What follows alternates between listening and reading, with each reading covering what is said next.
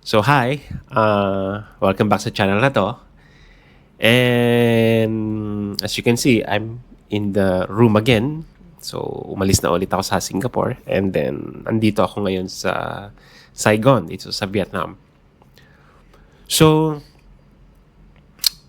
I would love to talk about hobbies kasi I have some hobbies to share and the importance to have a hobby, especially sa mga OFW na katulad natin. So I want to share my story about my running hobbies. How did it started? Kasi it yung hobbies ko na pagrarunin it's like it really gave a big impact sa sarili ko, especially sa mental state ko. And then siguro nagtatanong kayo, ano naman pinagsasabi ni Toby? Actually,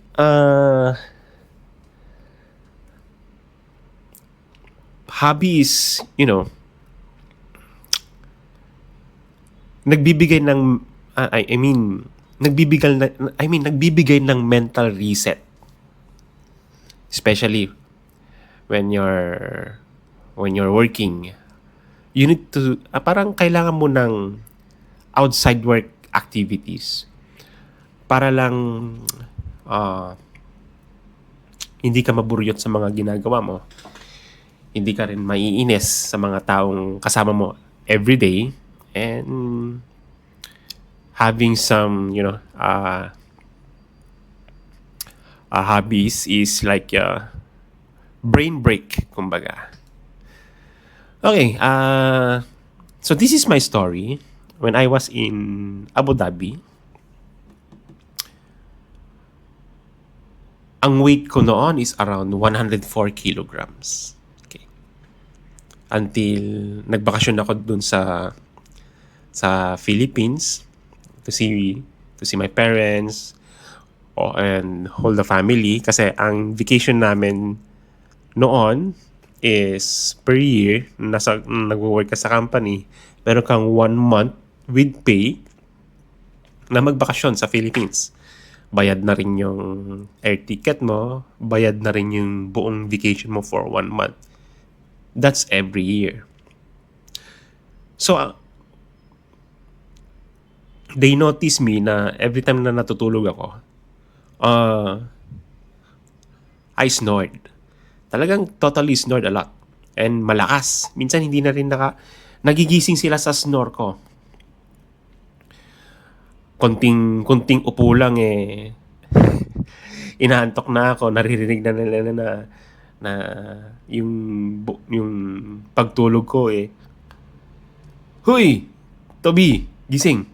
Okay lang, sabi ko. And then, try mo nga magpa-check up. Okay, sige, magpa-check up nga ako. Until yon, nung nagpa-check up ako sa hospital, they told me that I'm obese, and then nagkakaroon na ako ng diabetic and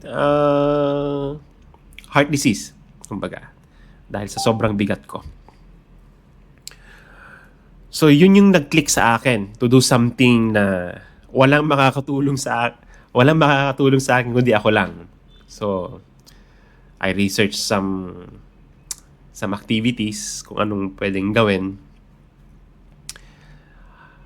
para lang ma-lose yung weight ko, ma-lose some fats, and to get back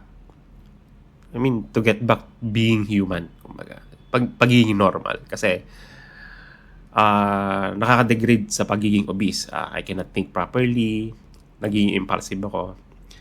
And ang bigat sa katawan, every time, hindi ako nakakatagal paglakad sa sobrang bigat ko. Siguro, wala pang 1 kilometro, yung heart rate ko, para akong hihimatayin na. Kasi nga, yung work ko sa Abu Dhabi is, nasa office lang talaga. I eat, I sleep, and then repeat again. Eat, sleep, work, repeat. So, yun lang talaga yung buhay ko. Until I started running. Okay, so, hindi ko naman, hindi ko binigla yung sarili ko. So, may pinapanood ako sa YouTube na sinasabi, if you are that kind of, pag masyado ka ng mataba, and may nahirapan kang buhatin yung sarili mo, I think running is the best way to start. Okay, so,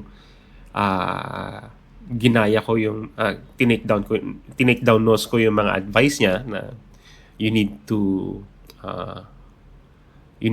slow run for 2 minutes and then walk 3 minutes.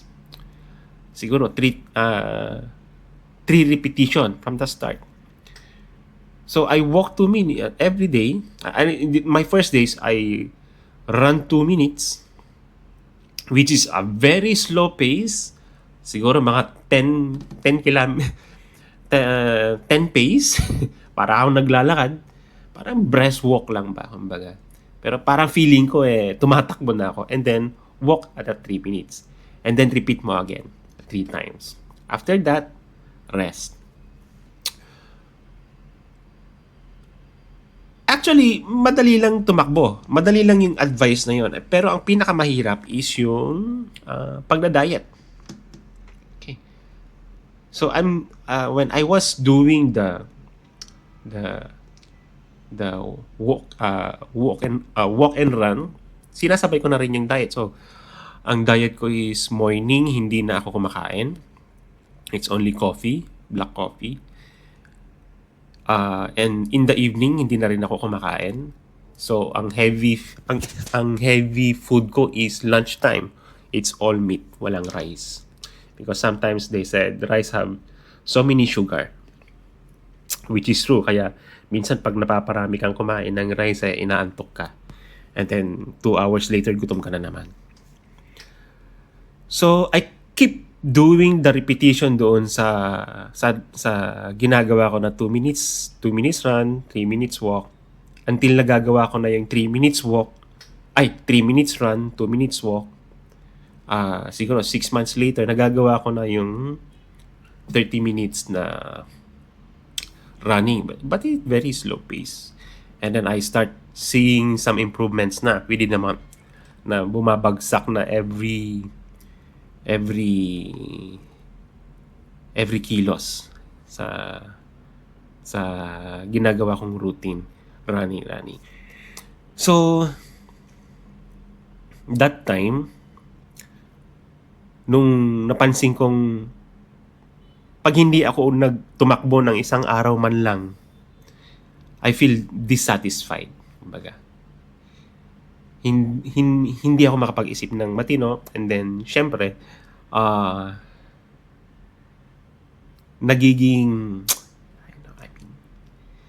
hindi ako nasasatisfy, kumbaga, na bakit ako nabubuhay bakit ako nabubuhay this morning na wala akong takbo. So doon na nag-start yung hobby. Until nag-resign na ako sa company na yon sa Abu Dhabi, and then I went here in Singapore. I still continue running until yung running na yun hindi ko na namalayan na bumagsak na yung timbang ko until 67. So 104 to 67. It was a big achievement for me doing some running. So I keep running every day, running 30 minutes, 40 minutes. Nang dahil yon, dahil sa repetition na yon, it came to my mind na parang I need to challenge myself para may mapuntahan naman tong ginagawa kong running running era ko, kumbaga, na magkaroon man lang ng achievement, not just like losing weight lang. So sumali ako ng mga 10K event. Sumasali na rin ako sa mga half marathon, and sumasali na rin ako sa mga full marathon. So I finished multiple marathons na rin. And hindi pa yun hindi I mean ah hindi pa yun natatapos. So parang puro na lang takbo. Sabi ko, ano kaya kung i-challenge ko ulit yung sarili ko that I will do sa triathlon. Okay. This is a big challenge for me kasi doing a triathlon is a different animal. You need to do swimming. After swimming, you need to do bike. After bike, you need to do run. So, Ironman 70.3 is like paano ba yung distance nun? 70.3 distance is 1.8 kilometers swim, 90 160, 180, 90 kilometers bike, and then after the bike, you will run 21 kilometers. I never thought na kwan yun. I never thought na yung race na yun is existed sa mundong ito. And guess what? Yung Ironman 70.3, meron pa silang sinasabing full Ironman, which is double the swim, double the distance of the bike, and double the distance of the run, which is the swim will be 3.2 kilometers. After the swim, you will do 180 kilometer bike, and after the bike, you will do the 42 kilometer marathon. So I thought to myself, bahala na. I'll try. Puro I'll try. So every time na natatapos ako sa work, okay, I went for running. I went for running. And then told to myself na paano ko kaya i-start ito, kasi itong quest na to sa sarili ko kasi napakahirap. Especially I don't have any idea how to swim. So fast forward on it, nakatapos na rin ako ng Ironman 70.3. So I finished the Ironman 70.3 here in Vietnam. I finished the Ironman in Malaysia. And I think I finished another Iskandar Poteri Triathlon in Malaysia too. Yeah. So what I'm saying is, having a hobby like running give you a confidence sa iyong sarili. Kasi some of us doesn't have any hobbies, and they're saying that my hobby is watching Netflix. That's not kind of hobby. That's what I'm saying. Yung hobby is yung napapractice mo siya everyday, na nagre-rest, na nagagamit mo yung brain mo. It really changed your perspective in life if you have hobbies. So habang hindi mo napapansin from the start, you're fine. It is my experience. When you start a hobby, when you're fat, parang ang layo ng nararating mo. You started to become more confident to yourself. Hindi mo na siya, you cannot see yourself na very down, kumbaga, na nagkakaroon ka ng mga doubts sa sarili mo, what ifs mo. And dahil sa hobbies na yon, you see, nang dahil sa hobbies na yon, you can start to see that lahat ng mga imposible is nagiging possible na. So, my advice is find your hobbies. Okay, and make good at it. Kasi you will never know that in your past life, isa siyang magiging kwento sa buhay mo. I mean, magiging motivation ng mga ibang tao and inspiration sa mga ibang tao na rin. Then, you can say that you have been, I mean, you can say that nagkaroon ka ng reason to live